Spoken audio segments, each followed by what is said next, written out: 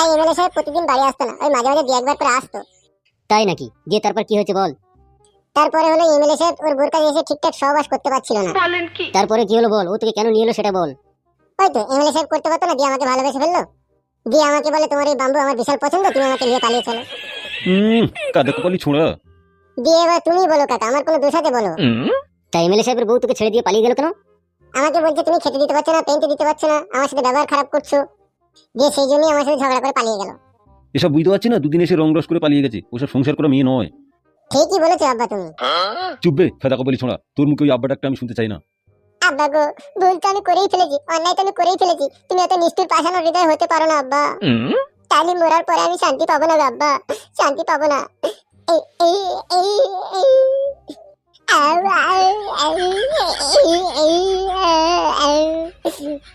চুপ কর, কাঁদিস না, চুপ কর। আব্বা গো,